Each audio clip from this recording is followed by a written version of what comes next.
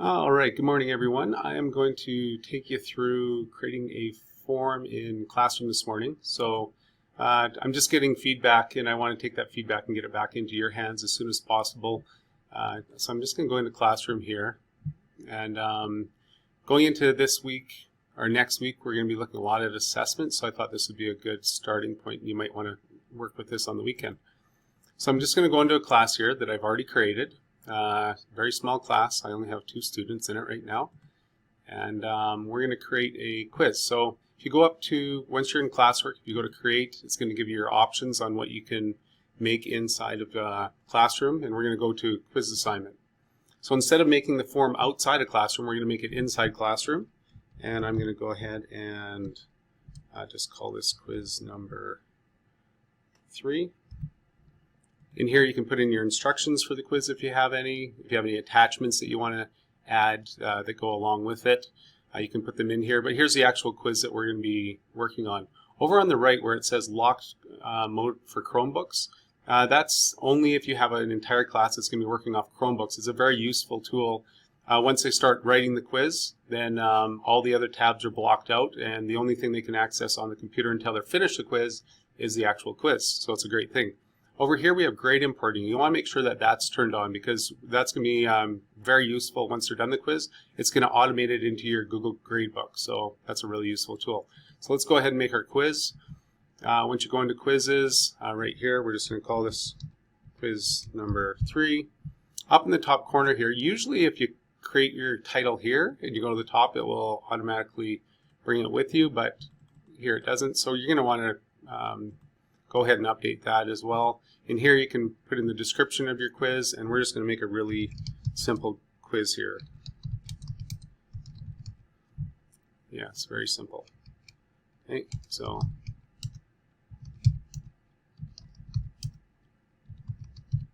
we have our quiz, multiple choice.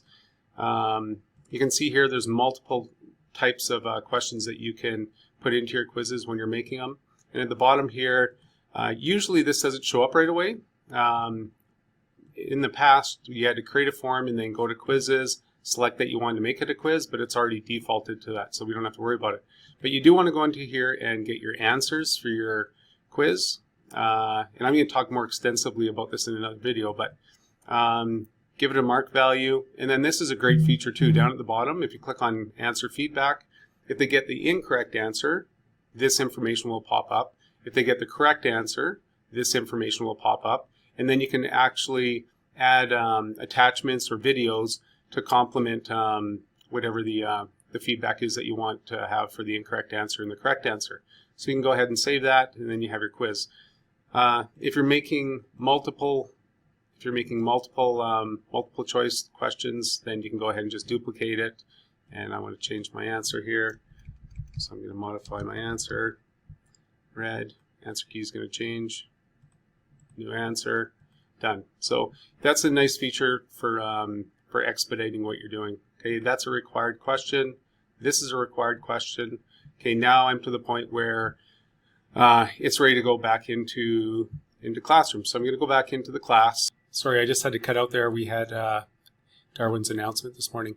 So you have your quiz, you have your form in place. Grade importing is turned on.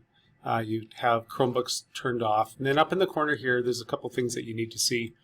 You can assign this to more than just one class. You can select as many classes as you want to receive this assignment. The students, if you don't want all your students to receive this assignment, you can select the ones that you'd like to have receive it. Then we want to make sure that we have the right total here for points. So this is out of 2 points. Due date. So let's select the due date for tomorrow or next Tuesday. Topic. If you want to create a new topic, you can. I already have a topic called colors. I'm going to select it. And rubrics, that's another lesson all in itself. So at this point, everything's ready. We can go ahead and assign this project. So I'm going to go ahead and click assign. Once I assign it, it's going to be available for the students to see. So now you can see that we have this assigned project that's going out to the kids. If I click back on just the regular lessons, we now have this assignment that was posted. We can go in, we can see the students that are in the class. They have not actually completed the assignment yet, so we're not going to see that. But if we go over to the side here, we can select the students, and if you'd like, I'm just going to go ahead and I'm going to override the marks at this point. So I go ahead and override them, and once I've went and put in a mark for them, I can return this, and when I return it, then it's going to confirm, show the marks that I've given. I can put in a comment, and the assignments have went back to the students. Now that they went back to the students, if I look at the grade book, we can see now that the grades for this assignment have went in. This one was done yesterday, or I did that earlier, so I'm just going to delete that assignment. I don't want it anymore. Okay, and here's the upgraded assignment. So here's our grade book. Everything got pushed into there automatically from the forums. What a nice, easy way to get your marks into your grade book. So hopefully that's helpful. Thanks, Darwin. That was a great presentation this morning. Nice and short. Okay, and everyone else, you have a wonderful day. Okay, sorry, there was one thing I forgot to mention here, and Kim brought it to my attention yesterday. When you're creating the quizzes, I only have 2 questions here. If you're on the Chromebooks, it sounds like the Chromebooks are not allowing you to put in more than 9 or 10 questions, and then it just stops. It doesn't allow you to create any more questions. So the workaround for that on the Chromebook is if you go up to responses, and in responses, we don't have any responses yet, but we want to create a new spreadsheet. Once you create and populate the spreadsheet, it is now going to take this information, create the spreadsheet, and I think what it does is it opens up memory so you can continue on with your quiz. So once you've done that, then you should be able to go back to your quiz, go to the questions, and be able to add questions as you go along here. So you should be able to add another question. All right, I don't want that question, so I'm going to go ahead and delete it.